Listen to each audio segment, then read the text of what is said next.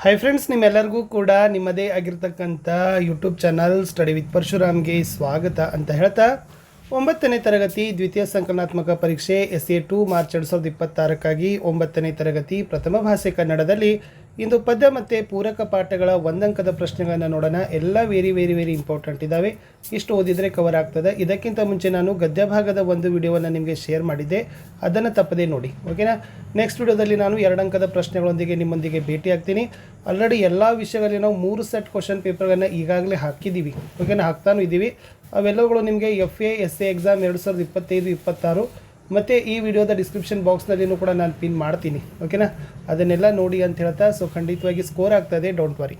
So ಎಲ್ಲ ಒಮ್ಮೆ ಇಂಪಾರ್ಟೆಂಟಾಗಿ ನೋಡಿದರೆ ಬೇರೆ ಎಷ್ಟೋ ಕ್ವಶನ್ ಪೇಪರ್ ನಿಮಗೆ ನೋಡೋ ಅವಶ್ಯಕತೆಯೂ ಕೂಡ ಇರೋದಿಲ್ಲ. ಫಸ್ಟ್ ಒನ್, ಮುದ್ದು ಪಾರಿವಾಳಗಳ ಜೋಡಿ ಎಲ್ಲಿ ಸಂಸಾರ ಹೂಡಿದ್ದವು? ಉತ್ತರ, ಮುದ್ದು ಪಾರಿವಾಳಗಳ ಜೋಡಿ ದಟ್ಟ ಕಾಡಿನಲ್ಲಿದ್ದ ಹೆಮ್ಮರದ ಹೊದರಿನಲ್ಲಿ ಸಂಸಾರ ಹೂಡಿದ್ದವು. ಪ್ರಶ್ನೆ 2, ಜೋಡಿ ಪಾರಿವಾಳಗಳು ಹೇಗೆ ಬಾಳುತ್ತಿದ್ದವು? ಉತ್ತರ, ಜೋಡಿ ಪಾರಿವಾಳಗಳು ಹಗಲಿರುಳು ಜೊತೆಗೂಡಿ ಬಾಳುತ್ತಿದ್ದವು. ಪ್ರಶ್ನೆ 3, ಬಲಿಯಲ್ಲಿದ್ದ ಮರಗಳು ಹೊರಗೆ ಬರಲು ಏನು ಮಾಡಿದವು? ಬಲೆಯಲ್ಲಿದ್ದ ಮರಗಳು ಹೊರಗೆ ಬರಲು ಚಿತ್ಕರಿಸಿದವು. ಪ್ರಶ್ನೆ 4, ಏನನ್ನು ತೊರೆದು ಬಾಳಬೇಕು? ಉತ್ತರ, ವ್ಯಾಮೋಹವನ್ನು ತೊರೆದು ಬಾಳಬೇಕು. ಪ್ರಶ್ನೆ 5, ಕವಿ ಎಂಥ ಹಾಡನ್ನು ಹಾಡಬೇಕೆಂದು ಬಯಸುತ್ತಾರೆ? ನವಭಾವ ನವಜೀವ ನವಶಕ್ತಿ ತುಂಬಿಸುವ ಹಾಡನ್ನು ಒಮ್ಮೆ ಹಾಡಬೇಕೆಂದು ಕವಿ ಬಯಸಿದ್ದಾರೆ. ಪ್ರಶ್ನೆ 6, ವೀರಧ್ವನಿ ಹೇಗೆ ಏರಬೇಕು?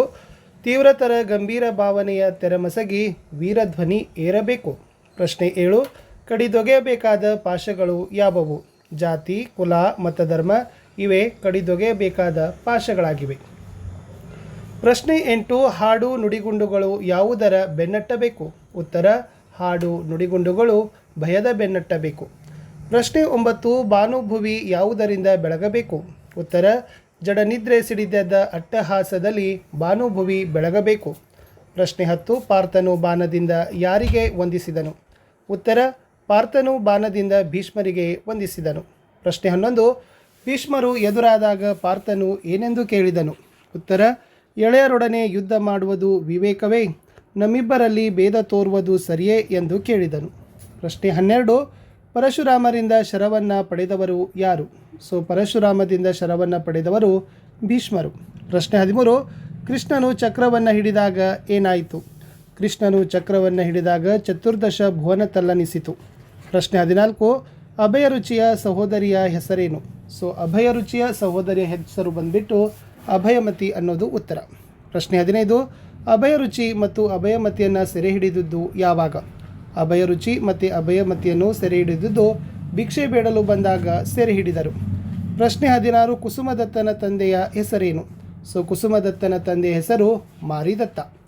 ಇನ್ನು ಪ್ರಶ್ನೆ 17, ಮಾರಿದತ್ತ ಪಟ್ಟವನ್ನು ಯಾರಿಗೆ ಕಟ್ಟಿದನು? ಮಾರಿದತ್ತ ಪಟ್ಟವನ್ನು ಮಗನಾದ ಕುಸುಮದತ್ತನಿಗೆ ಕಟ್ಟಿದನು. ಪುಟ್ಟ ಹಕ್ಕಿ ಗೂಡನ್ನು ಹೇಗೆ ಕಟ್ಟುತ್ತದೆ?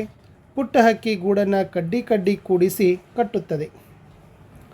ಪ್ರಶ್ನೆ 19, ಗೀತೆಯನ್ನು ಹಾಡುತ್ತಾ ಪುಟ್ಟ ಹಕ್ಕಿ ಯಾರನ್ನು ಸ್ವಾಗತಿಸುತ್ತದೆ? ಸೊ ಗೀತೆಯನ್ನು ಹಾಡುತ್ತಾ ಪುಟ್ಟ ಹಕ್ಕಿ ಸೂರ್ಯನನ್ನು ಸ್ವಾಗತಿಸುತ್ತದೆ. ಜಗದಲ್ಲಿ ಎಂತಹ ಜನರಿರುವರು? ಜಗದಲ್ಲಿ ಮೂಡಿದ ಧಕ್ಕೆಯನ್ನು ಮುರಿಯುವ ಜನರಿರುವರು. ಪ್ರಶ್ನೆ 21, ಪುಟ್ಟ ಹಕ್ಕಿ ಜಗದಂಗಳದಲ್ಲಿ ಹೇಗೆ ಹಾರುತ್ತದೆ? ಉತ್ತರ, ಪುಟ್ಟ ಹಕ್ಕಿ ಜಗದಂಗಳದಲ್ಲಿ ಆ ಮೂಲೆಯಿಂದ ಈ ಮೂಲೆಗೆ ಸದಾ ಹಾರುತ್ತದೆ. ಪ್ರಶ್ನೆ 22, ಹೇಮಂತರಾಜನು ಎಳೆಗೆ ಬಂದಾಗ ಮರಗಳು ಹೇಗಿರುತ್ತವೆ? ಹೇಮಂತರಾಜನು ಎಳೆಗೆ ಬಂದಾಗ ಮರಗಳು ಎಲೆಗಳನ್ನು ಉದುರಿಸಿಕೊಂಡು ಮುಖಬಾಡಿಸಿಕೊಂಡು ಮೌನದಲ್ಲಿ ಒಣಗಿ ನಿಂತಿದ್ದವು.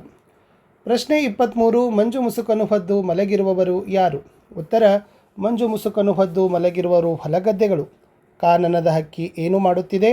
ಕಾನನದ ಹಕ್ಕಿ ಹಣ್ಣೆಲೆಗಳು ಉದುರುತಿಹ ಬರಿದಾದ ಮರಗಳನ್ನೇರಿ ಕಣ್ಣೀರು ಸುರಿಸುತ್ತಿದೆ.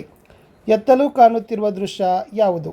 ಎತ್ತಲು ಕಾಣುತ್ತಿರುವ ದೃಶ್ಯ, ಎತ್ತಲೂ ಬಿಳಿ ಮಂಜು, ಹಿಮಗಾಳಿ, ನಡಗುತ್ತಿಹ ನೀರಾವಲೋಕ, ಬರಡು ಬನ, ಮರುಕ ಉಂಟಾಗಿ ಮನ ಕರುಗುವ ದೃಶ್ಯ ಕಾಣುತ್ತಿದೆ ಅಂತ ಇತ್ತು. ಇನ್ನು ಹೇಮಂತ ಋತುವಿನಲ್ಲಿ ತುಂಗೆಯ ತೊರೆ ಹೇಗೆ ಹರಿಯುತ್ತದೆ? ಹೇಮಂತ ಋತುವಿನಲ್ಲಿ ತುಂಗೆಯ ತೊರೆಯು ನಡುಗಿ ಮೈ ನೆನೆದು ಹರಿಯುತ್ತಿದೆ. ಕವಿ ಯಾವುದಕ್ಕೆ ತಲೆಬಾಗಬೇಕೆಂದು ಹೇಳುತ್ತಾರೆ? ಹೇಮಂತನ ಆಳ್ವಿಕೆ ಕಠಿಣ ಶಾಸನಕ್ಕೆ ಕವಿ ತಲೆಬಾಳಬೇಕೆಂದು ಹೇಳುತ್ತಾರೆ. ಜೀವಗಳ ಧರ್ಮ ಯಾವುದು? ಒಂದೊಂದು ಋತುವಿನಲ್ಲಿ ಒಂದೊಂದು ರೀತಿಯಲ್ಲಿ ಸಂಸ್ಕಾರವನ್ನು ಪಡೆಯುವುದೇ ಜೀವಗಳ ಧರ್ಮ. ಇನ್ನು 29, ಯಾರ ಸ್ನೇಹವನ್ನು ಸಾಯುವ ತನಕ ಬೇಡ ಎಂದಿದ್ದಾರೆ? ಗುರು ಕರುಣವಿಲ್ಲದವನ ಸ್ನೇಹ ಸಾಯುವ ತನಕ ಬೇಡ ಎಂದಿದ್ದಾರೆ. ಯಾರ ಸ್ನೇಹವನ್ನು ಮಾಡಿ ಕೆಡಬಾರದು, ಹೀನ ಮನುಷ್ಯನ ಸ್ನೇಹವನ್ನೇ ಮಾಡಿ ಕೆಡಬಾರದು. ತತ್ವಪದಕಾರರು ಯಾರ ಸೇವೆ ಮಾಡಬೇಕೆಂದು ಎಂದಿದ್ದಾರೆ? ತತ್ವಪದಕಾರರು ಸಾಧು ಸತ್ಪುರುಷರ ಸೇವೆ ಮಾಡಬೇಕು ಎಂದಿದ್ದಾರೆ. ಇನ್ನು ಬಿದಿರು ಹೇಗೆ ಬೆಳೆಯಿತು ಅಂತ ಕೇಳಿದರೆ, ಬಿದಿರು ಹುಲ್ಲಾಗಿ ಹುಟ್ಟಿ ದಿವಿನಾಗಿ ಬೆಳೆಯಿತು ಇಸ್ ದಿ ಆನ್ಸರ್. ಇನ್ನು ಬಿದಿರಿನ ಚಪ್ಪರವು ಏನನ್ನು ಕೊಡುತ್ತದೆ ಅಂತ ಕೇಳಿದ್ದಾರೆ. ಸೊ ಬಿದಿರಿನ ಚಪ್ಪರವು ನೆರಳನ್ನು ಕೊಡುತ್ತದೆ. ಬಿದಿರು ಶಿಶುನಾಳಧೀಶನಿಗೆ ಏನಾಗುತ್ತದೆ? ಬಿದಿರು ಶಿಶುನಾಳಧೀಶನಿಗೆ ಓಲಗವಾಗುತ್ತದೆ. ಗಾನರಾಣಿಯರು ಅವನೀಶನನ್ನು ನೋಡಲು ಬಂದದ್ದನ್ನು ಕವಿಯು ಯಾವುದಕ್ಕೆ ಹೋಲಿಸಿದ್ದಾನೆ? ಕಾಳರಾತ್ರಿ ಕನ್ಯೆಯರು ಹಗಲನ್ನು ನೋಡಲೆಂದು ಬಂದರೋ ಎನ್ನುವಂತೆ ಗಾನರಾಣಿಯರು ಮಹಾರಾಜ ಹರಿಶ್ಚಂದ್ರನೆಡೆಗೆ ಬಂದರು ಎಂದು ಕವಿ ವರ್ಣಿಸಿದ್ದಾನೆ. ನೆಕ್ಸ್ಟ್, ಗಾನರಾಣಿಯರಿಗೆ ಹರಿಶ್ಚಂದ್ರ ಯಾವ ಬಹುಮಾನವನ್ನು ಕೊಟ್ಟನು?